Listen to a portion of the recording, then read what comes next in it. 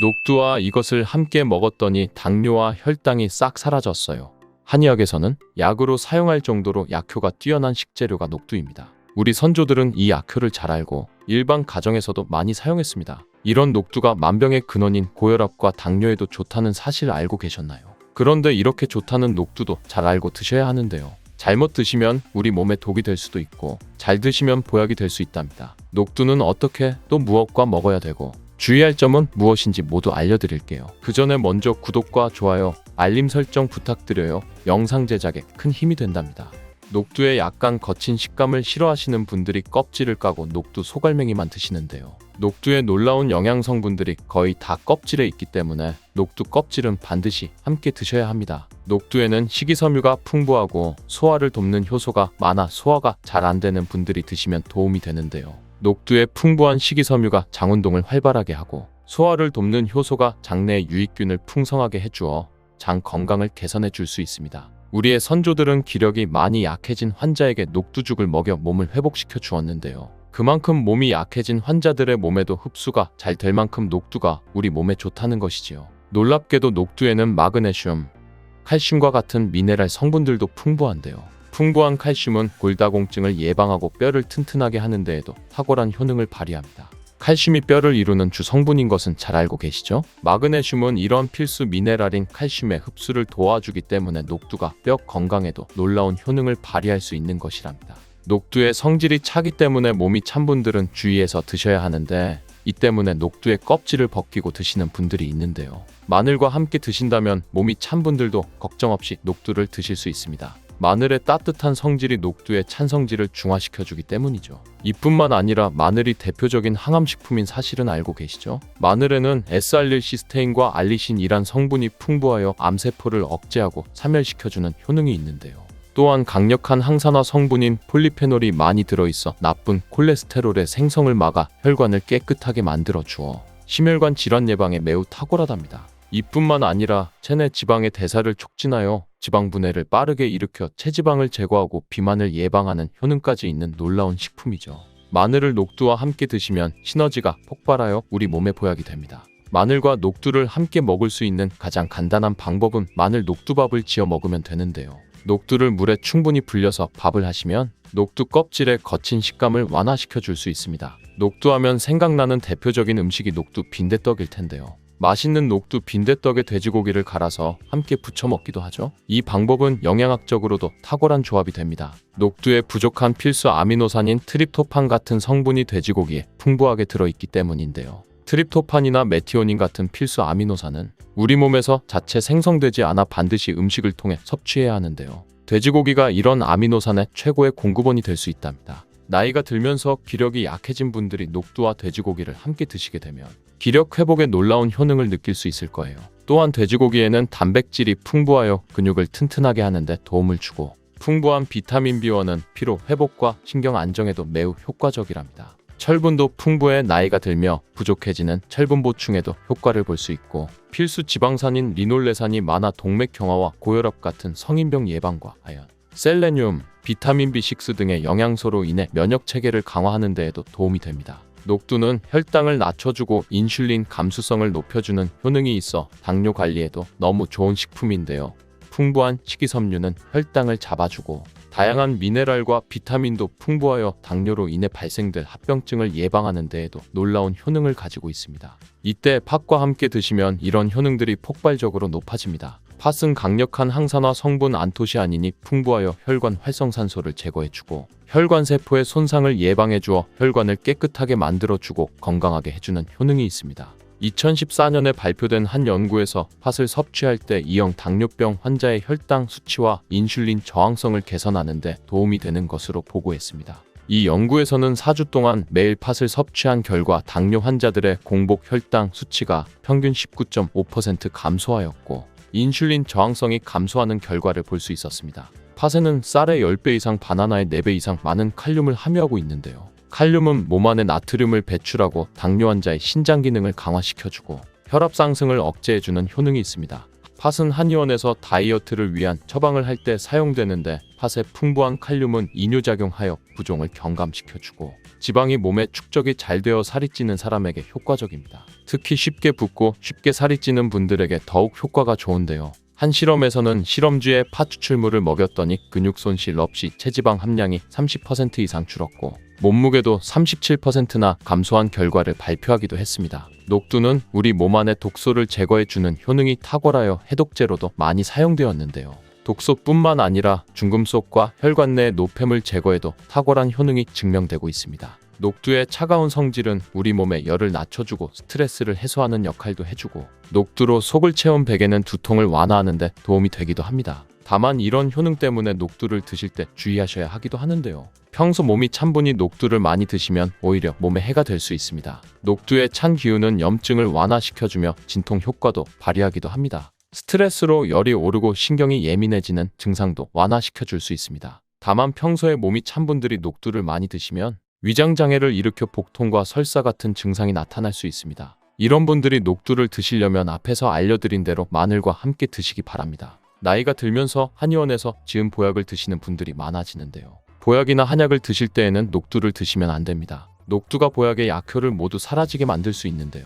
그 이유는 바로 녹두의 강력한 해독작용 때문입니다. 녹두의 해독작용은 가장 중요한 장기 중 하나인 간에 많은 도움을 주는데요. 간이 우리 몸의 독소를 해독해주는 역할을 해주는 장기이죠. 녹두는 이런 간의 기능을 도와주게 되는데 간 기능을 강화해줘 피로회복에도 효과적이지만 보약에는 상극인 것이죠. 보약의 효과도 녹두의 해독작용 때문에 전부 사라져 버릴 수 있기 때문입니다. 그래서 한의원에서 한약을 지으면 녹두, 숙주나물을 먹지 말라고 꼭 안내해 주는 것이랍니다. 이런 녹두의 해독작용은 녹두의 껍질에 있는 성분 때문에 나타나게 되는데요. 따라서 껍질을 제거하고 만든 요리나 녹두 전분으로 만든 청포묵이나 녹두당면을 드시면 녹두의 해독작용은 누릴 수 없습니다. 물론 녹두 껍질을 제거해도 알맹이에도 영양성분들이 풍부한데요. 녹두의 풍부한 소화요소들로 인해 장내 유익균이 많아지고 이런 유익균이 녹두의 전분 성분을 소화시키는 과정에서 낙산염이란 성분이 만들어집니다. 이 낙산염은 소화기관에 이로운 영양성분을 공급해 주어 소화기관의 면역력이 강화되고 대장암을 예방해주는 효과까지 있다고 합니다. 녹두에는 칼륨이 풍부해 나트륨을 배출해 주어 당뇨 예방에 도움이 되지만 신장이 약하신 분들에게는 독이 될 수 있습니다. 신장이 약하신 분들이 녹두를 많이 드시게 되면 칼륨이 몸속에 많이 들어가게 되고 칼륨이 몸 밖으로 제대로 배출되지 못해 혈액 내의 칼륨의 농도가 높아져 고칼륨 혈증이 발생할 수 있습니다. 그렇게 되면 근육마비와 부정맥 혹은 심장마비 등의 위험한 증상이 발생할 수 있으니 주의하셔야 합니다. 칼슘을 섭취해야 된다는 것은 알고 계시지요? 그런데 칼슘을 섭취해야 되는 이유에 대해서는 알고 계신가요? 아마도 많은 분들이 이 내용을 자세히는 모르실 것 같습니다. 단순히 뼈 건강만을 위해서 칼슘이 필요한 것은 아닙니다. 그래서 준비했습니다. 칼슘이 우리 몸에 어떤 역할을 하는지 그리고 칼슘 섭취를 위해 칼슘 보충제를 드시면 안 되는 이유를 알려드리겠습니다. 또한 칼슘 섭취를 위해 멸치를 많이 드시게 되는데 멸치 볶음이 오히려 독이 될 수 있는 분들 그리고 멸치와 함께 먹으면 안 되는 음식과 함께 드시면 칼슘 흡수율을 높일 수 있는 음식도 알려드리겠습니다. 그럼 멸치에 대한 모든 것 바로 시작합니다. 칼슘은 우리 몸을 구성하는 무기질 중에서 가장 많은 양을 차지하는데요. 직관적으로 알 수 있듯이 우리 몸의 뼈와 치아를 구성하는 가장 중요한 성분 중 하나입니다. 칼슘은 체중의 약 1.5에서 2%를 차지하며 칼슘의 99%가 뼈와 치아에 함유되어 있습니다. 칼슘이 부족하게 되면 뼈와 치아가 약해지고 골다공증이 발생해 쉽게 골절될 수 있습니다. 골다공증으로 인해 골반 뼈가 골절이 될 경우 65세 이상은 30%가 1년 내에 사망하고 80세 이상은 50%가 2개월 내에 사망을 할 수 있다는 통계가 있습니다. 뼈 건강이 생명과 직결될 수 있으니 오늘의 영상 집중해서 끝까지 시청해 주시기 바랍니다. 그리고 칼슘은 뼈 건강뿐만 아니라 신경 전달 물질의 분비와 근육 수축 및 이완에 관여합니다. 칼슘이 부족하면 신경과 근육의 기능이 저하되어 손발 저림, 근육 경련 등의 증상이 나타날 수 있습니다. 또한 칼슘은 혈액 응고에 관여하는 단백질인 피브린을 생성하는 데 필요합니다. 칼슘이 부족하면 혈액 응고에 문제가 생겨 출혈이 발생했을 때 지혈이 어려워질 수 있습니다. 혈액의 pH를 조절해주는 역할도 담당하고 있습니다. 그리고 칼슘은 세포 분열과 성장에 필요한 성분 중 하나입니다. 칼슘이 부족하면 세포 분열과 성장이 원활하게 이루어지지 않아 세포의 기능이 저하될 수 있습니다. 칼슘이 우리 몸에 이렇게 많은 작용을 하고 있다니 놀랍지 않나요? 이렇게 여러 역할을 하는 칼슘 섭취가 정말 중요한데요. 음식으로는 부족하다는 생각에 칼슘 보충제를 드시는 분들 계시지요. 그런데 칼슘은 보충제로 드셨을 때 부작용이 있습니다. 미국의 존스 홉킨스 대학에서 연구를 했는데요. 칼슘 보충제를 섭취했을 때 나타나는 부작용을 찾아냈습니다. 칼슘 보충제를 드시게 되면 관상 동맥에 석회질이 쌓일 확률이 22%로서 심장병이 발병할 가능성이 증가하였습니다. 이는 섭취한 칼슘 보충제가 전부 뼈로 흡수가 되지 않고 칼슘이 혈액을 타고 돌아다니면서 혈관, 관절 등에 흡착되고 석회화가 되어 염증을 일으키는 것입니다. 이뿐만 아니라 칼슘 보충제는 변비를 유발할 수 있고 복부 통증, 메스꺼움 등의 위장 장애도 나타날 수 있으며 요로 결석의 위험을 증가시키기도 합니다. 그렇다면 칼슘은 어떻게 보충해야 할까요? 바로 음식으로 섭취하는 것이 가장 좋은 방법인데요. 칼슘의 하루 권장 섭취량과 평균적으로 음식을 통해 얼마나 칼슘을 섭취하고 있는지 알아보겠습니다. 한국영양학회에서 성인의 하루 칼슘의 권장 섭취량은 700에서 800mg이고 성인의 하루 평균 섭취량은 514mg입니다. 섭취해야 되는 양의 50% 조금 넘게 드시고 있는데요. 칼슘의 섭취량이 많이 부족한 것이 사실입니다. 그런데 칼슘 섭취의 중요성은 남성보다는 여성분들에게 더 중요하고 젊은 층보다는 나이가 있는 분들에게 더욱 중요합니다. 이유는 바로 골다공증의 위험이 남성보다는 여성, 젊은 층보다는 나이 든 분들에게 많이 나타나기 때문입니다. 성인의 평균 섭취량이 514mg, 노인 여성의 평균 섭취량은 357mg 밖에 안 되는 것으로 나타났습니다. 나이가 들면서 섭취하는 음식의 양도 줄어들기 때문이죠. 그리고 나아가서 골다공증의 관리를 위해서는 하루 칼슘 섭취량을 800에서 1000mg 정도 섭취하도록 골대사학회에서 권고하고 있습니다. 그래서 나이가 들수록 식사를 더욱 신경 써서 해야 되는 것입니다. 식사를 할 때 칼슘을 쉽게 섭취할 수 있는 반찬이 바로 멸치인데요. 멸치를 드실 때 주의할 점 알려드릴게요. 잘 못 드시면 정말 사망에 이를 수도 있는데요. 그 이유가 바로 멸치 속에 섞여 들어있는 졸복 때문입니다. 졸복은 작은 보고로 생각하시면 되는데요. 이 졸복에는 테트로도톡신이라는 신경독이 함유되어 있습니다. 이 독은 신경 전달 물질의 분비를 방해하여 신경마비를 유발하고 이로 인해 근육마비, 호흡곤란, 언어장애, 구토, 설사, 복통이 일어날 수 있습니다. 잘못하면 사망에 이를 수도 있지요. 멸치 자비를 할 때 간혹 이 졸복이 섞여 들어가는 경우가 있어 사고가 일어나는데요. 건조된 멸치 속에 졸복이 들어가 있을 수도 있으니 꼭 확인하셔서 졸복은 버리고 멸치만 드시기를 바랍니다. 멸치의 종류는 크기에 따라 분류를 하는데요. 1.5cm 이하 새멸치, 1.5에서 3cm 자멸치, 3에서 4.5cm 소멸치, 4.5에서 7.6cm 중멸치, 7.7cm 이상 대멸치. 각 칼슘의 함량도 다른데요. 새멸치에는 100g당 칼슘의 함량이 약 509mg으로 칼슘의 함량이 제일 높고 대멸치에는 100g당 칼슘의 함량이 약 206mg으로 가장 적게 함유되어 있습니다. 보통 대멸치는 국물 육수를 낼 때 많이 사용하고요. 새멸치는 멸치 볶음으로 만들어 드시잖아요.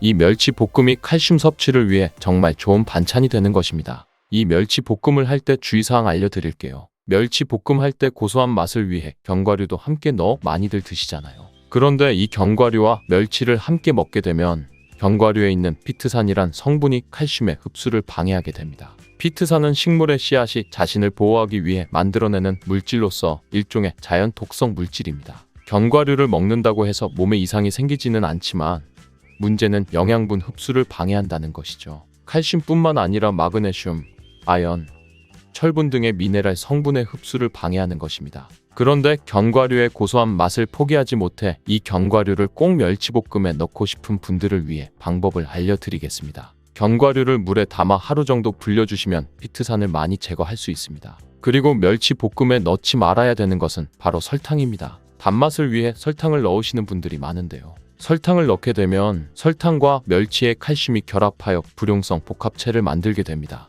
그렇게 만들어진 불용성 복합체는 체 내에 흡수되지 않고 그대로 배설되기 때문에 설탕이 칼슘의 흡수를 방해하게 되는 것이지요. 또한 설탕은 비타민 D의 활성을 억제하여 칼슘의 흡수를 방해하는 역할도 하게 됩니다. 칼슘은 먹는 것만이 중요한 것이 아니라 흡수를 할 수 있도록 하는 것이 중요한데요. 칼슘이 체 내에 들어와 흡수가 되려면 조건들을 잘 만들어 주어야 합니다. 일반적인 방법으로는 비타민 D를 공급해주면 흡수율이 올라갑니다. 비타민 D는 소장의 점막 세포에서 칼슘의 흡수를 도와주고 체내의 칼슘을 재사용할 수 있도록 도와줍니다. 비타민 D를 섭취해 체내로 공급해 주거나 비타민 D가 체내에서 합성이 되도록 하면 되는데요. 하루에 20분 정도 햇빛을 쬐면 자외선에 의해 체내에 비타민 D가 합성이 됩니다. 또 칼슘의 흡수율을 높이려면 저당 비타민C, 단백질 등이 체내에 적절하게 있어야 합니다. 저당 비타민C는 장내의 환경을 산성으로 만들어 주어 칼슘의 용해도를 높여 흡수하기 쉽게 도와줍니다. 그리고 단백질은 칼슘과 결합하여 칼슘이 체내에 흡수되기 쉽도록 만들어주는 역할을 합니다. 칼슘을 잘 흡수하기 위해서는 유산균과 함께 드시는 것도 좋은 방법인데요. 식품을 통해 칼슘을 섭취하면 보통 소장에서 칼슘을 흡수하게 되는데요. 유산균과 함께 드시게 되면 대장에서까지 칼슘을 흡수할 수 있는 것으로 알려져 있습니다. 그 이유는 유산균이 칼슘이 세포에 쉽게 스며들 수 있도록 하는 환경을 만들어주고 단백질과의 합성을 촉진시켜 주어 흡수를 원활하게 해주기 때문입니다. 이렇게 멸치에 칼슘을 흡수하기 위해 멸치 볶음을 할 때 함께 넣으면 좋은 음식이 있는데요. 멸치와 함께 먹으면 좋은 음식 3가지 알려드리겠습니다. 첫 번째는 바로 우엉입니다. 우엉에는 이눌린이라는 성분이 함유되어 있는데요. 이눌린은 과당이 여러 개가 연결되어 있는 다당류로서 쉽게 소화되지 않고 장까지 도달하게 됩니다. 이눌린은 장에서 프락토올리고당으로 분해되는데 이 과정에서 장내 유익균인 비피더스균을 증식하는 데 도움을 주고 이 비피더스균이 장내에서 칼슘의 흡수를 촉진하는 역할을 하게 됩니다. 바로 우엉의 이눌린이 장 내 환경을 개선하고 칼슘의 흡수를 돕는 역할을 하는 것입니다. 두 번째로 멸치와 함께 먹으면 좋은 음식은 고추입니다. 고추에 함유된 비타민 K는 지용성 비타민으로 혈액 응고에 필수적인 성분입니다. 또한 비타민 K는 칼슘과 함께 뼈를 튼튼하게 하는 역할을 하며 동맥에 쌓여있는 이물질을 제거해 혈압을 낮추는 데 도움을 주고 염증을 줄여주는 역할도 하게 됩니다. 뼈 건강을 위해 멸치와 만나 효과가 극대화될 수 있는 것입니다. 멸치와 함께 먹으면 좋은 음식 3번째는 바로 식초입니다. 식초는 칼슘의 흡수를 돕는 대표적인 식품인데요. 식초의 아세트산이 칼슘의 흡수를 촉진하는 역할을 합니다. 또한 식초는 체내에서 칼슘의 흡수를 방해하는 인산을 제거하는 역할도 하여 칼슘의 흡수율을 높이는 데 도움을 주는 것이지요. 그리고 멸치 볶음을 할 때 식초를 넣으면 멸치의 비린내를 유발하는 트리메티라민이란 성분을 분해하여 비린내를 없애주기도 합니다. 뼈 건강을 위해 멸치볶음이 정말 좋기는 하지만 주의하셔야 할 분들이 있습니다. 경북대학교 연구팀이 한식 메뉴 480가지를 분석한 결과 100g 당 나트륨이 가장 많이 함유된 반찬이 바로 멸치볶음이었습니다. 멸치는 잡히는 순간부터 부패가 빠르게 진행되기 때문에 대부분 마른 멸치로 유통이 되는데요. 부패를 막기 위해 천일염을 넣은 끓는 물에 살짝 데쳐 그늘에 말리는 방법으로 마른 멸치가 만들어지며 이 과정에서 다량의 소금이 멸치에 흡수되는 것입니다. 세계보건기구에서는 하루 소금의 섭취 권장량을 5g으로 권고하고 있습니다. 한국인의 평균 소금 섭취량은 10g 정도로 권고량의 2배 정도 섭취하는 것으로 추정하고 있는데요. 첫 번째로 고혈압이 있는 분들은 멸치 볶음을 드실 때 주의하셔야 합니다. 고혈압이 있는 상태에서 소금을 과하게 섭취하게 되면 합병증이 발생할 가능성이 높아지는데요. 바로 뇌경색과 심장질환이 나타날 수 있습니다. 멸치 15g에는 소금이 약 1g 정도 함유되어 있습니다. 고혈압이 있는 분들은 식사 시에 멸치볶음을 한두 젓가락만 드시길 권장합니다. 왜냐하면 멸치 외에도 우리나라 식단에는 소금이 많이 들어있기 때문입니다. 대표적으로 김치, 그 밖에도 찌개류, 젓갈, 장아찌 같은 음식에도 소금의 함량이 높으니 주의하셔야겠습니다. 두 번째로 주의하셔야 할 분들은 당뇨가 있는 분들입니다. 당뇨가 있는 분들이 소금을 과하게 섭취하게 되면 혈당 조절이 어려워져 당뇨의 증상이 악화될 수 있습니다. 세 번째로는 위장병이 있는 분들입니다. 소금의 섭취가 많을 때 특히 위에 영향을 많이 주게 되는데요. 위암의 발생이 소금의 섭취와 직접적인 연관이 있는 것으로 알려져 있습니다. 소금을 과하게 섭취하게 되면 위장 점막을 손상시키고 이로 인해 위암의 발생률을 높이게 되는 것입니다. 만약에 헬리코박터균이 있는 분이 소금으로 인해 위에 점막이 손상되면 이런 손상은 더욱 심해지는 것으로 연구에서 밝혀지기도 했습니다. 그러므로 헬리코박터균 양성 진단을 받으신 분들이나 위암의 가족력이 있는 분들, 위험이 있는 분들은 특별히 더욱 주의하셔야겠습니다. 네 번째로 주의하셔야 할 분들은 신장 질환이 있는 분들입니다. 신장 질환이 있는 분들은 소변에서 문제가 나타나는데요. 바로 단백뇨나 혈뇨가 나타날 수 있습니다. 소금의 섭취가 늘어나면 신장 안에 사구체 압력이 더욱 높아져 단백뇨의 증상이 악화될 수도 있습니다. 뿐만 아니라 소금으로 인해 신장에 무리가 되면 소변에 칼슘의 함량이 높아져 요로결석이 발생할 수도 있습니다. 오늘의 내용을 정리하면 칼슘은 우리 몸에서 정말 여러 기능을 하기 때문에 칼슘 섭취가 중요합니다. 칼슘 함량이 높은 멸치를 통해 칼슘을 섭취하는 것이 좋은데요.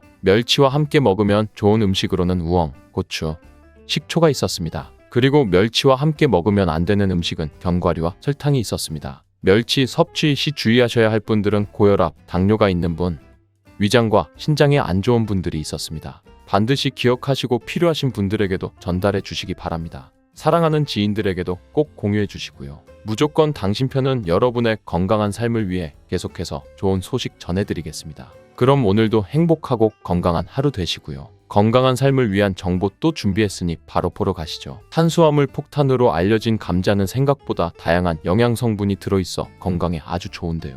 잘못 드시면 암과 치매를 일으키는 독이 될 수도 있습니다. 감자를 먹을 때 주의할 점과 함께 먹으면 독이 되는 음식, 그리고 함께 먹으면 보약이 되는 음식과 감자가 우리 몸에 어떤 영향을 주는지 감자에 대한 모든 것 알려드릴게요. 삶아 먹고 데쳐 먹고 튀김으로 먹고 볶아 먹고 또 전으로도 부쳐 먹고 정말 다양하게 먹는 채소가 바로 감자인데요. 건강에 좋은 감자도 잘 알고 드셔야겠죠? 먼저 감자 드실 때 무엇과 함께 먹으면 안 되고 주의해야 될 점은 무엇이 있을까요? 감자는 바나나와 함께 드시면 안 됩니다. 풍부한 식이섬유로 포만감을 높이는 데 도움이 되는 바나나는 다이어트 식품으로 요즘 인기가 많아지고 있습니다. 감자에는 심장과 혈관 건강에 좋은 영양소가 풍부하게 함유되어 있습니다. 소금과 나트륨을 많이 드시면 고혈압이 발생할 위험이 높아지고 혈관 건강에 나쁘다는 사실은 알고 계시죠? 그렇기 때문에 나트륨의 섭취량을 줄이는 것이 매우 중요한 것이죠. 그리고 이미 섭취한 나트륨을 몸 밖으로 배출시켜주는 것도 매우 중요한데요.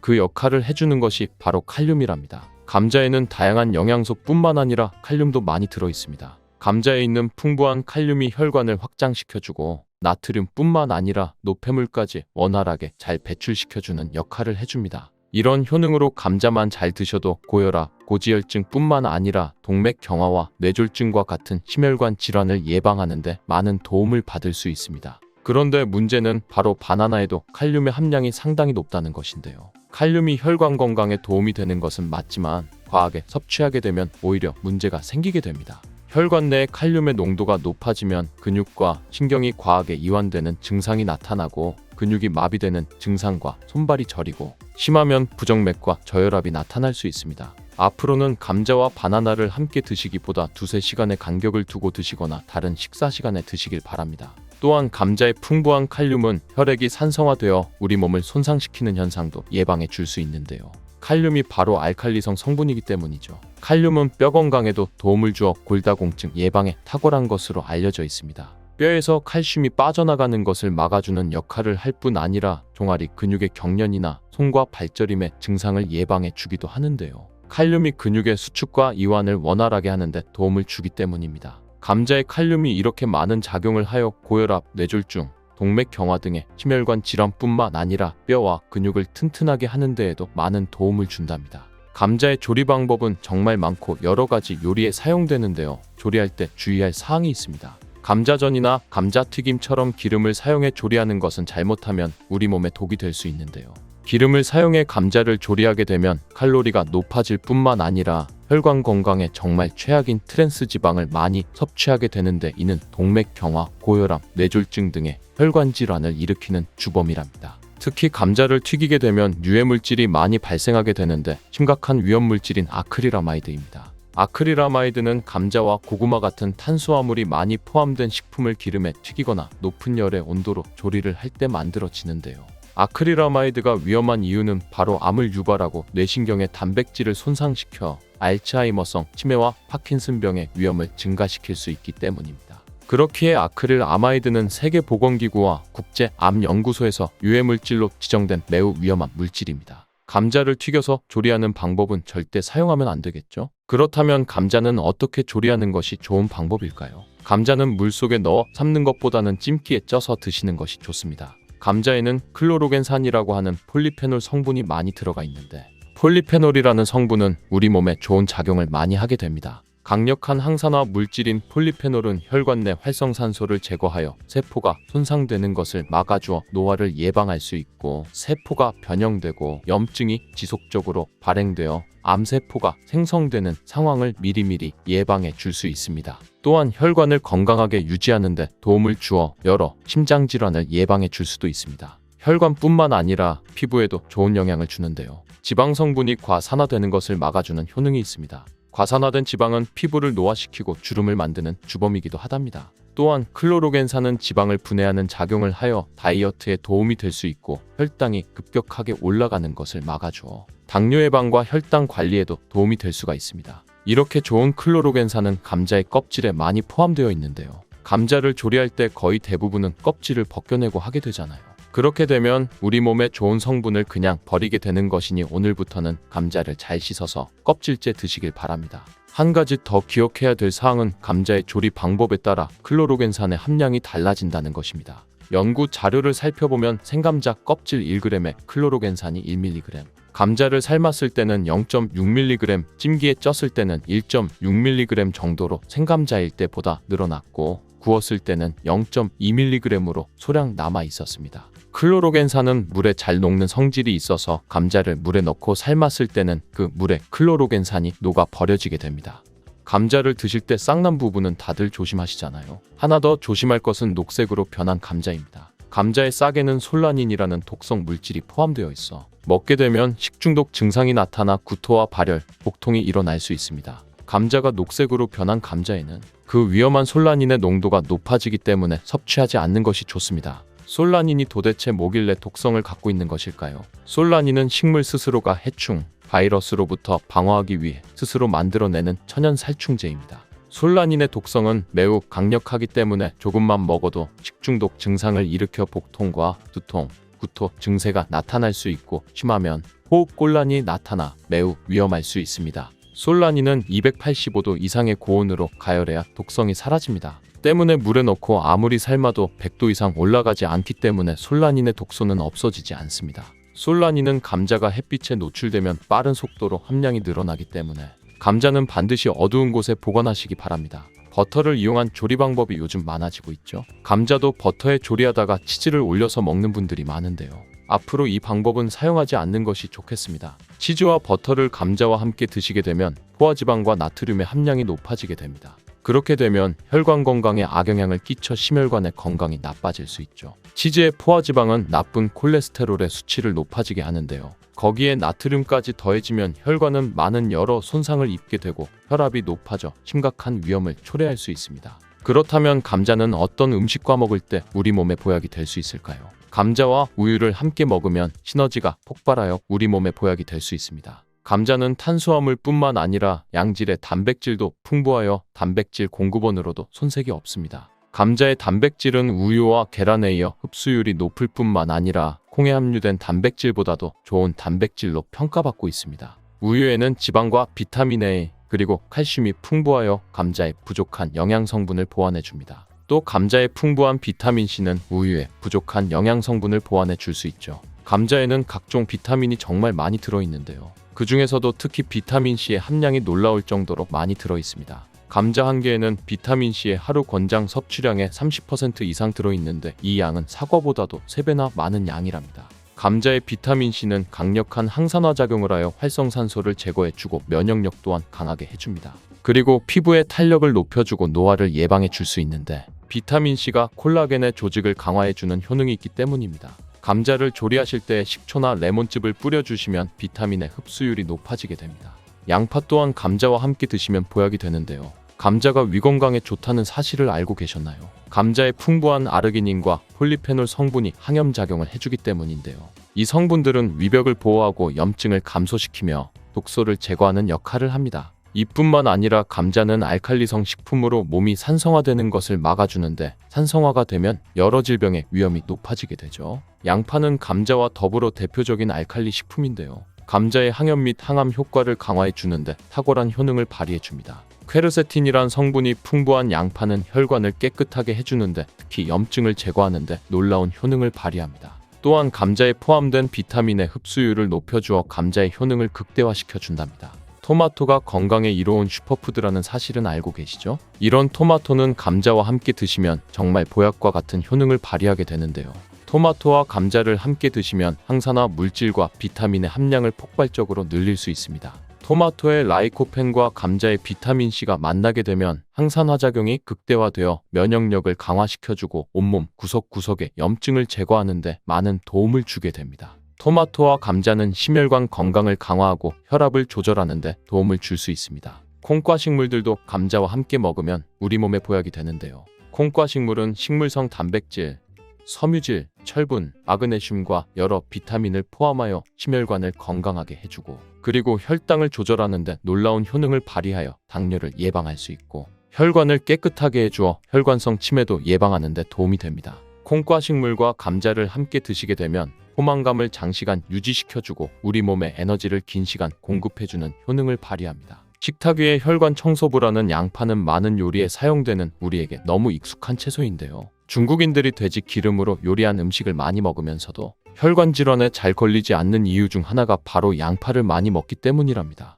양파는 혈관 청소 외에도 정말 다양한 효능이 있는데요. 아무리 좋은 양파도 잘못 먹으면 오히려 건강을 해치는 독이 될 수 있습니다. 오늘 영상을 통해 양파의 효능 4가지와 양파를 어떻게 먹어야 하는지, 양파를 드실 때 주의해야 할 점, 양파와 함께 먹으면 효능이 배가 되는 음식까지 양파에 대한 모든 것 알려드릴게요. 나이가 들면서 가장 신경 써야 할 부분이 혈관 건강이 아닐까 합니다. 노화가 진행되면서 당연히 혈관도 노화가 되는데요. 사람 몸의 혈관의 길이가 무려 10만 킬로미터로 지구를 2바퀴 돌 수 있는 길이입니다. 이렇게 긴 혈관이 우리 몸속에 있는데요. 온몸 구석구석 혈관이 닿지 않는 데가 없죠. 그래서 혈관에 문제가 생기기 시작하면 여러 가지 질병이 나타나게 됩니다. 대표적인 혈관성 질병이 고혈압, 당뇨, 치매 등이 있습니다. 이런 중요한 혈관을 건강하게 만들기 위해 반드시 섭취해야 하는 채소가 바로 오늘의 주인공 양파입니다. 양파의 첫 번째 효능이 바로 혈관을 깨끗하게 해준다는 것입니다. 혈관이 부드럽고 탄력이 좋아야 되는데 나이가 들수록 딱딱해지고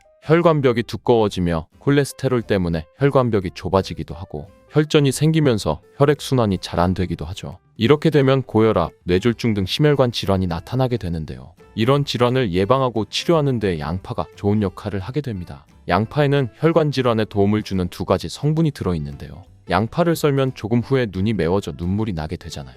바로 이렇게 눈물을 나도록 하는 성분이 알리네이즈입니다. 이 알리네이즈는 휘발성이기 때문에 눈이 매워지는 건데요. 이 성분은 항산화작용이 뛰어나 체내의 활성산소를 제거하여 혈관이 손상되는 것을 막아주고 노화를 방지해주는 역할을 합니다. 그리고 혈전이라고 하죠. 혈액이 뭉치는 현상을 억제하고 혈액순환을 원활하게 해주는 데 도움을 주며 콜레스테롤 수치를 낮춰주어 고혈압, 동맥경화 등의 혈관 질환을 예방하는 데 많은 도움을 줍니다. 이뿐 아니라 혈당 조절에도 도움을 주어 당뇨를 예방하는 데에도 효과가 있는 것으로 알려져 있습니다. 양파에는 2021년 1년 동안 2300편의 논문이 나올 정도로 주목받고 있는 성분이 있는데요. 바로 퀘르세틴이란 성분입니다. 퀘르세틴은 그만큼 많은 효능이 있고 계속해서 효능들이 발견되고 있습니다. 양파에는 이 퀘르세틴이 정말 많이 함유되어 있는데요. 퀘르세틴의 많은 효능 중 가장 큰 효능이 바로 혈관을 깨끗하게 해준다는 것입니다. 퀘르세틴은 강력한 항산화 물질인데요. 활성산소가 많으면 혈관 세포를 손상시키고 노화시키고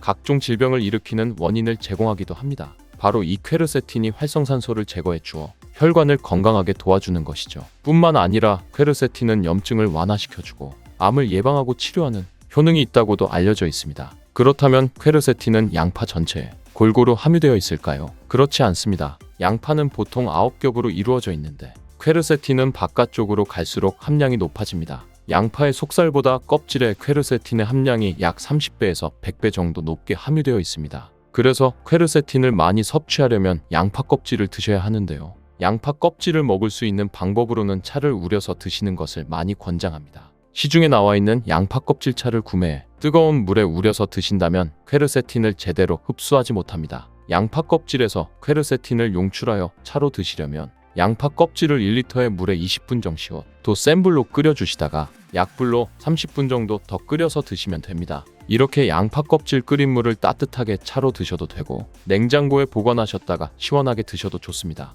양파의 2번째 효능은 바로 항바이러스 작용입니다. 장염이나 감기, 대상포진에 걸리셨다면 양파를 드시면 도움을 받을 수 있습니다. 이런 증상이 있으시다면 바이러스에 감염되었기 때문인데요. 양파에 퀘르세틴이 많이 함유되어 있다고 했잖아요. 바로 이 퀘르세틴의 효능 중에 바이러스를 사멸시켜주는 효능이 있기 때문에 도움을 받을 수 있는 것입니다.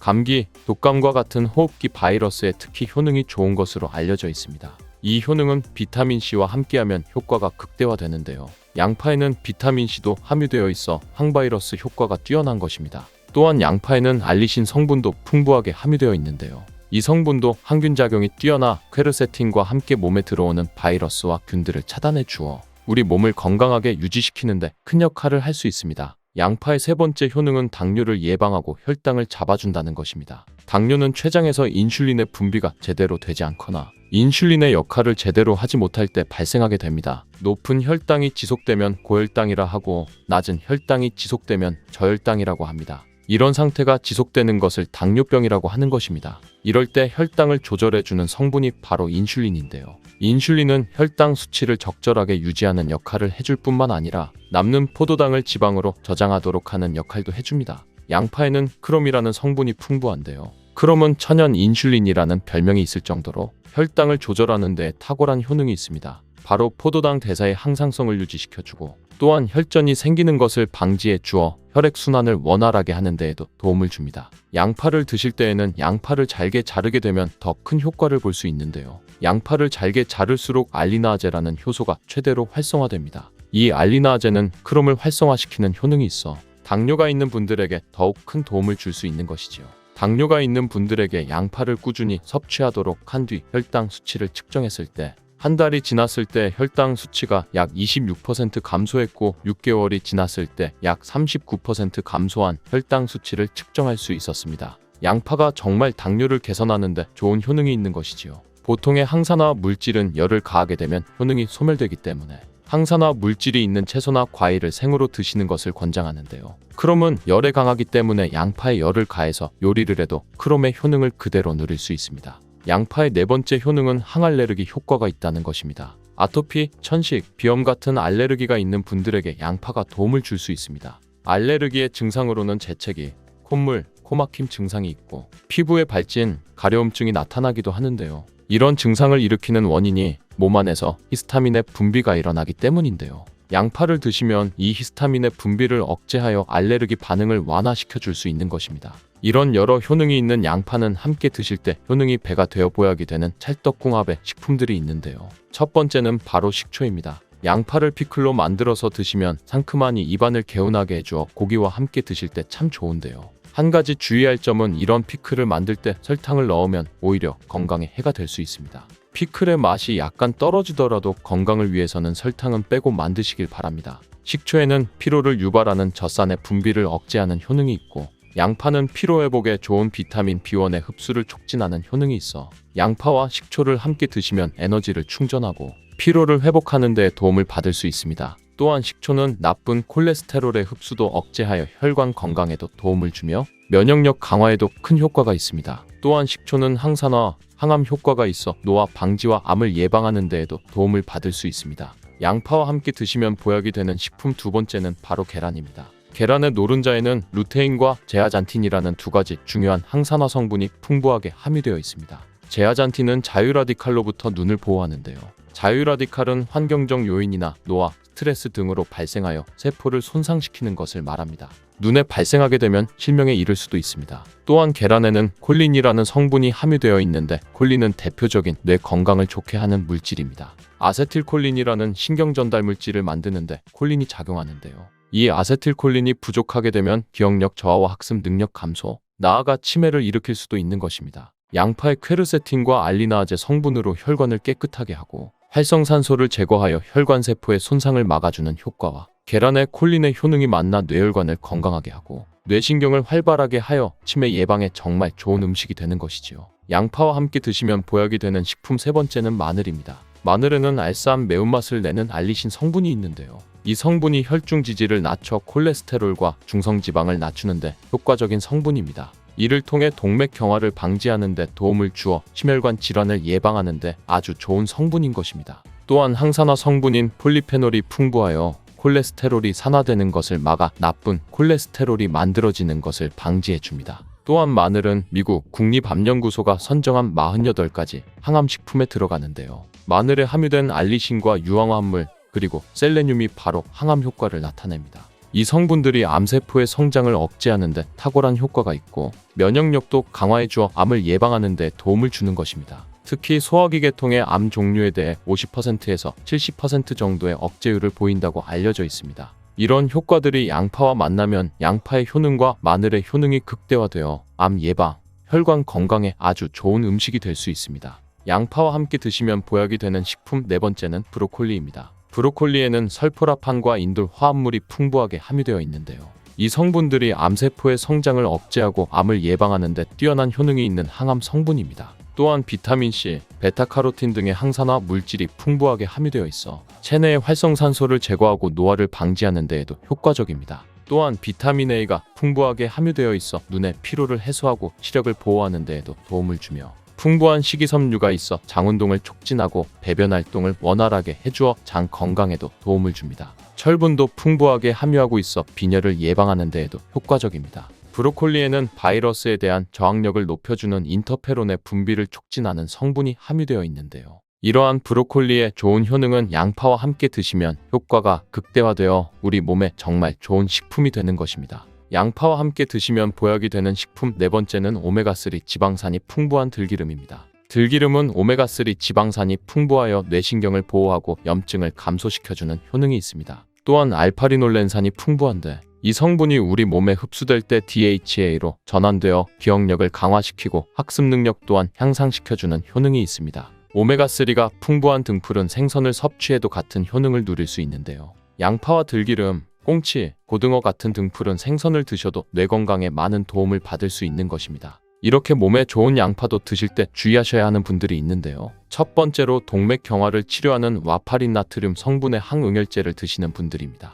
혈전 형성을 방지하는 약과 혈액을 묽게 하는 양파를 같이 드시면 출혈의 위험이 있으니 주의하시기 바랍니다. 두 번째, 소화불량이 있으면서 가스가 잘 차는 분들은 양파를 많이 드시면 안 됩니다. 양파가 장 건강에 도움이 된다고 해서 양파를 드셨는데 오히려 가스가 차고 속이 불편하신 분들이 있지요. 이런 분들은 양파 드실 때 주의하셔서 조금만 드시기 바랍니다. 체질적으로 양파와 맞지 않는 분들입니다. 세 번째, 간이 약한 분들입니다. 이런 분들이 양파 좋다고 양파를 많이 드시면 오히려 간에 부담이 될 수 있습니다. 간 건강을 해칠 수 있는 것이죠. 네 번째, 양파를 드시면 혀에 백태가 끼고 기미가 올라오는 것이 발견되시면 양파를 드시지 않는 것이 좋습니다. 그리고 다섯 번째, 정말 중요한 내용인데요. 건강에 좋다고 양파즙 내려 드시는 분들 많이 계시지요. 그런데 혈당 관리를 해야 하는 당뇨병이 있는 분들과 신장이 안 좋은 분들은 절대 양파즙 드시면 안 됩니다. 왜냐하면 양파를 즙을 내게 되면 농축이 되어 당도가 올라갑니다. 그리고 즙 상태로 드시면 흡수가 빨라 혈당이 급격하게 올라가게 됩니다. 또 양파즙에는 칼륨의 함량이 높은데요. 당뇨 환자뿐 아니라 신장이 안 좋은 분들이 양파즙을 마시면 이 칼륨이 신장에 무리를 주어 건강이 더욱 악화될 수 있습니다.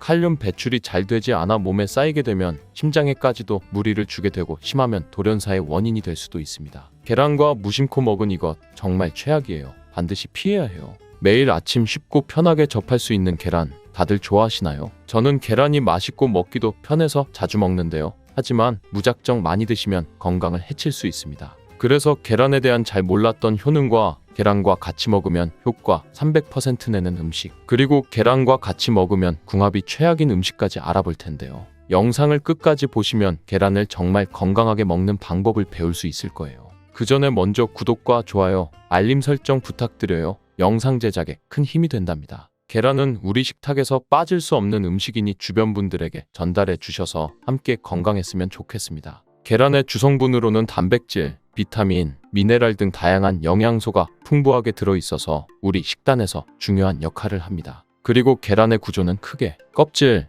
흰자, 노른자로 나눌 수 있는데요. 껍질은 칼슘 카보네이트로 구성되어 있어서 단단하고 껍질 안쪽에는 공기가 들어있는 공기세포가 있습니다. 껍질 안쪽 흰자는 주로 단백질로 이루어져 있고 수분과 미네랄도 포함하고 있는데요.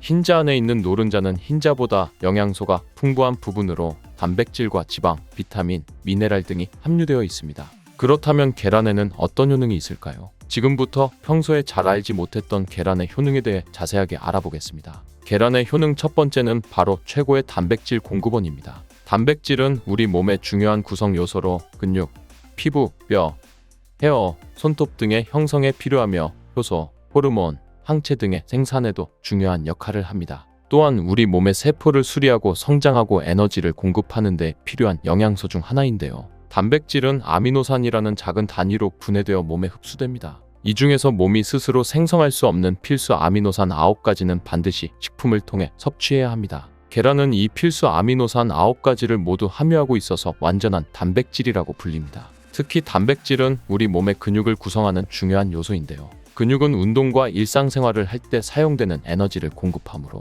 단백질 섭취는 근육의 구성과 유지 그리고 회복에 필수적이라고 할 수 있죠. 근데 몸이 한 번에 단백질을 많이 저장할 수 없어서 꾸준하고 적절한 양의 단백질 섭취가 필요합니다. 그래서 일일 권장량을 참고하여 균형 잡힌 식단을 섭취하는 것이 중요합니다. 그렇다면 계란은 하루에 몇 개가 좋을까요? 계란의 일일 권장량은 개인의 신체 상태, 연령, 성별, 활동량 등에 따라 다르지만 일반적으로 성인의 경우 하루에 하나에서 2개를 권장하는 것이 일반적입니다. 단, 이는 균형 잡힌 식단 내에서의 권장량이며 계란 외에도 다양한 영양소를 섭취할 수 있는 다른 식품들도 함께 섭취해야 합니다. 또한 계란 노른자에는 콜레스테롤이 많이 함유되어 있는데요.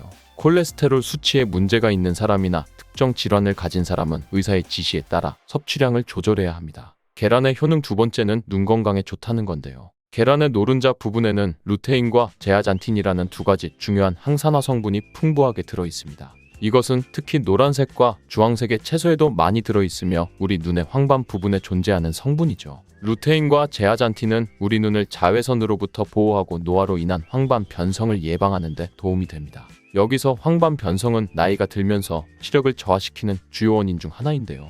이 2가지 성분은 청록색과 청색 빛을 흡수하여 눈의 망막을 보호하는 역할을 합니다. 또한 루테인과 제아잔틴은 강력한 항산화 성분으로 눈을 자유라디칼로부터 보호합니다. 자유라디칼은 환경적 요인, 스트레스, 노화 등으로 발생하며 세포를 손상시키는 것을 말하는데요. 이런 손상이 눈에 일어나면 시력 저하를 일으킬 수 있습니다. 실제로 여러 연구에서 루테인과 제아잔틴의 섭취가 황반 변성의 위험을 줄이는 데 도움이 된다는 결과를 보여주었는데요. 그렇다고 해서 계란 몇 번 먹는 걸로 효과가 있는 것은 아니고 이러한 효과를 얻기 위해서는 꾸준한 섭취가 필요하며 단기간에 큰 변화를 기대하기는 어렵습니다. 계란의 효능 세 번째는 치매 예방에 좋다는 것입니다. 계란은 두뇌 건강에 좋은 영양소를 많이 함유하고 있는데요. 특히 콜린이라는 영양소가 두뇌 건강에 중요한 역할을 합니다. 콜린은 우리 몸에서 아세틸콜린이라는 신경전달 물질을 생성하는 데 필요한 영양소인데 아세틸콜린은 뇌에서 정보를 전달하는 데 중요하다는 거죠. 이러한 콜린의 부족은 기억력 저하와 학습 능력 감소를 일으킬 수 있는데요. 그런 콜린은 우리 몸의 DNA 합성에도 필요한 영양소로서 뇌세포의 정상적인 성장과 기능을 유지하는 데 중요합니다. 이렇게 좋은 콜린 성분이 계란 하나에는 약 100mg이 함유되어 있어 콜린의 주요한 식품 원료 중 하나입니다. 특히 임산부와 수유 중인 여성, 그리고 성장기에 있는 어린이들은 뇌 발달에 필요한 콜린을 충분히 섭취해야 합니다. 연세가 있으신 분들은 당연히 이 콜린 성분을 꾸준히 섭취하는 게 치매를 예방하는 데 많은 도움이 되겠죠? 그러나 콜린만으로 두뇌 건강을 유지하는 것은 아니며 균형 잡힌 식단과 건강한 생활 습관이 함께 필요합니다. 계란의 효능 네 번째는 뼈의 건강에 무척 좋습니다. 계란은 뼈 건강을 유지하는 데 도움이 되는 여러 가지 영양소를 함유하고 있는데요. 특히 비타민 D와 칼슘이 많이 들어 있습니다. 계란의 노른자 부분에는 비타민 D가 함유되어 있는데 이 비타민 D는 칼슘과 인의 흡수를 돕고 이들을 이용해 뼈를 건강하게 유지하는 데 필요합니다. 만약 비타민 D가 부족하면 뼈 약화와 함께 골다공증의 위험을 높일 수 있겠죠. 또한 계란 껍질에는 칼슘이 풍부하게 들어 있는데요. 칼슘은 우리 뼈를 구성하는 데 필수적인 미네랄입니다. 또한 신경전달, 혈액응고, 근육수축 등의 몸의 다른 중요한 기능에도 중요한 역할을 하고 있죠. 그리고 계란에는 고품질의 단백질이 풍부하게 들어있는데요. 프로틴이라고 불리는 이 단백질은 뼈 조직을 구축하고 수리하는 데에 필요하며 뼈의 강도를 유지하는 데도 도움을 줍니다. 계란의 효능 다섯 번째는 혈압 조절에 도움이 된다는 것입니다. 계란은 혈압 조절에 도움이 될 수 있는 성분들을 함유하고 있는데요. 특히 펩타이드가 그러한 역할을 합니다. 펩타이드가 뭐냐면 계란의 단백질이 소화 과정에서 분해되면 펩타이드라는 작은 단위로 변하는데요. 특히 계란의 펩타이드 중 일부는 혈압을 낮추는 효과가 있다는 연구 결과가 있습니다. 이 펩타이드들은 혈관을 확장시키는 효과를 가지며 이를 통해 혈압을 낮추는 역할을 하는 거죠. 또한 계란은 고단백 식품으로 단백질 섭취는 혈압 조절에 도움이 될 수 있습니다. 단백질은 혈압을 유지하는 데 필요한 신체의 여러 기능을 지원하는데 여기서 오해하고 계시는 부분은 계란에는 콜레스테롤이 많이 들어있지만 대부분의 사람들에게서는 계란에 있는 콜레스테롤이 섭취가 혈압에 그렇게 큰 영향을 미치지는 않습니다. 실제로 콜레스테롤 섭취와 고혈압 사이의 관계는 아직 명확히 밝혀지지 않았습니다. 이렇게 효능이 좋은 계란도 어떤 것과 먹는지에 따라 효과가 엄청나게 많이 차이 나는데요. 지금부터 계란과 함께 먹으면 효과를 300% 극대화시키는 음식 3가지 알아보겠습니다. 계란과 함께 먹으면 좋은 음식 첫 번째는 토마토입니다. 아시다시피 토마토와 계란을 함께 먹는 것은 각각의 영양소 흡수를 극대화하는 효과가 있습니다. 그렇다면 토마토와 계란은 왜 같이 먹으면 효과가 극대화될까요? 토마토는 항산화 성분인 리코펜이 풍부하게 들어있는데요. 리코펜이라는 성분은 강력한 항산화 효과를 가지고 있어 세포를 손상시키는 자유라디칼로부터 우리 몸을 보호하는 데 도움이 되고, 특히 리코펜은 심장질환과 특정 종류의 암 예방에 도움이 될 수 있습니다. 근데 여기서 중요한 게 이 리코펜은 지방과 함께 섭취되어야 체내에서 잘 흡수된다는 겁니다. 계란의 경우 노른자 부분에 건강에 좋은 지방이 들어있습니다. 이 지방은 리코펜의 흡수를 촉진하므로 토마토와 계란을 함께 섭취하면 리코펜의 효과를 극대화시킬 수 있는 거죠. 이것뿐만이 아니라 계란의 단백질과 토마토의 비타민C는 서로 상호작용하여 체내에서의 흡수를 높여주며 이로 인해 면역력 증진과 피부 건강에도 도움이 됩니다. 같이 안 먹을 이유가 없겠죠? 근데 요즘 토마토 중에서 스테비아 토마토라고 들어보셨나요? 이게 뭐냐면 토마토에 스테비아라는 식물의 천연 원료를 첨가시켜서 맛이 정말 좋은 방울토마토인데요. 설탕보다 200배 이상 달지만 당은 흡수가 안 되어 당 걱정 없이 먹을 수 있는 스테비아를 첨가시킨 토마토랍니다. 일반인뿐 아니라 당 지수가 높거나 당뇨가 있으신 분들도 걱정 없이 드실 수 있는 방울토마토입니다. 계란과 함께 먹으면 좋은 음식 두 번째는 시금치입니다. 시금치 좋아하시죠? 건강에 좋은 음식인 건 당연히 아실 거고요. 근데 계란과 같이 먹으면 계란의 비타민 B12와 시금치의 철분이 서로 상호작용하여 체내에서 더 잘 흡수되고요. 철분과 비타민 B12는 함께 작용하여 빈혈을 예방하고 적혈구생성을 돕는 역할을 합니다. 그리고 시금치에는 지용성 비타민인 비타민 A, K, E가 들어있습니다. 이러한 비타민들은 지방과 함께 섭취되어야 체내에서 잘 흡수되는데요. 계란의 노른자 부분에는 건강에 좋은 지방이 풍부하게 들어있어서 이 지방이 토마토와 마찬가지로 시금치의 지용성 비타민 흡수를 돕습니다. 또한 계란은 고단백 식품이며 시금치는 식이섬유가 풍부합니다. 이 두 성분이 함께 섭취되면 포만감을 높여주고 소화 기능을 개선하는 데 도움이 됩니다. 계란과 함께 먹으면 좋은 음식 세 번째는 잣, 호두 같은 견과류입니다. 단백질과 건강한 지방의 조합이라고 생각하시면 되는데요. 잣과 호두 같은 견과류는 건강에 좋은 지방, 특히 오메가3 지방산이 풍부합니다. 또한 계란의 단백질은 근육 건강에 필수적이며 오메가3 지방산은 심장 건강에 좋습니다. 그렇다면 이 두 성분이 함께 섭취되면 어떨까요? 바로 체내의 신체 기능을 개선하고 심장 질환의 위험을 줄이는 데 도움이 되는 시너지 효과가 극대화되는 것이죠.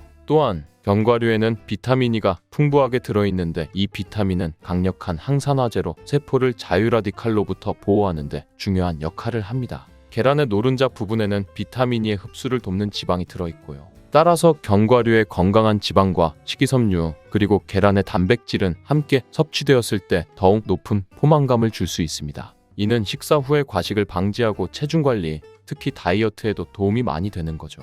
근데 여기서 꼭 알아야 하실 것이 있습니다. 이렇게 좋은 계란도 같이 먹으면 최악인 음식도 있다는 것인데요. 평소에 무심코 같이 먹던 음식이니 꼭 확인하시는 게 좋을 거예요. 계란과 같이 먹으면 독이 되는 음식 첫 번째는 소금입니다. 정말 의외 아닌가요? 계란 후라이나 계란찜 드실 때 꼭 넣는 게 소금인데 이게 안 좋다니 놀라셨죠? 계란은 자체적으로 적절한 양의 나트륨을 함유하고 있습니다. 그렇기 때문에 계란에 추가적으로 소금을 첨가하면 나트륨 섭취량이 증가하게 되고 이는 건강에 부정적인 영향을 미칠 수 있는 것이죠. 나트륨은 체내에서 수분 균형 유지에 신경 및 근육 기능 유지 등에 중요한 역할을 하지만 과다한 섭취는 혈압을 높여 고혈압을 유발하거나 심장질환과 신장질환의 위험을 증가시킬 수 있습니다. 특히 고혈압은 심장 및 혈관에 지속적인 압력을 가하며 이는 심장질환과 뇌졸중 등의 심각한 건강 문제를 일으킬 수 있는데요. 또한 과다한 나트륨 섭취는 신장에 부담을 주어 신장 기능을 저하시키고 신장질환을 유발할 수 있습니다. 따라서 계란을 포함한 모든 음식을 섭취할 때는 나트륨 섭취량을 주의하시고 가능하면 소금은 적게 사용하거나 사용하지 않는 것이 좋습니다. 우리가 평소에 먹는 음식들에 은근히 나트륨 함량이 많이 있으니 계란 드실 때만이라도 소금을 넣지 말고 드시는 것을 추천드립니다. 계란과 같이 먹으면 독이 되는 음식 두 번째는 녹차나 홍차입니다. 녹차와 홍차에는 탄닌이라는 성분이 들어있는데요. 탄닌은 식품의 맛을 쓰게 만드는 성질이 있으며 단백질과 결합하여 몸이 단백질을 흡수하는 것을 방해할 수 있습니다. 계란은 단백질이 풍부한 식품이기 때문에 계란과 녹차나 홍차를 함께 섭취하면 단백질의 흡수가 방해될 수 있습니다. 또한 탄닌은 철분의 흡수를 방해하는 성질도 있습니다. 계란에는 철분이 들어있으므로 계란과 녹차나 홍차를 함께 섭취하면 철분의 흡수가 방해될 수 있습니다. 이는 특히 철분 섭취가 중요한 임산부나 빈혈이 있는 사람들에게는 더욱 주의해야 할 사항입니다. 계란과 같이 먹으면 독이 되는 음식 세 번째는 우유입니다. 계란찜 할 때 부드럽게 하려고 물 대신 우유를 사용하기도 하시는데요. 앞으로는 절대로 우유로 계란찜을 하시면 안 됩니다. 우유에는 불소라는 성분이 있는데요. 불소는 계란의 단백질과 결합하여 몸에서 흡수되기 어렵게 만드는 성질이 있습니다. 따라서 우유와 계란을 함께 섭취하면 계란의 단백질 흡수가 방해될 수 있습니다. 또한 우유와 계란에는 알레르기 반응을 일으키는 데 가장 흔히 연관된 음식들 중 하나입니다. 그렇기 때문에 알레르기 반응이 있는 분들은 두 가지 같이 먹으면 증상이 더욱 심해질 수 있습니다. 새콤달콤한 사과가 당뇨와 혈당 관리에도 좋다는 사실 알고 계신가요? 건강 회복을 위한 기회입니다. 왼쪽 영상에 들어가셔서 시간을 투자해보세요.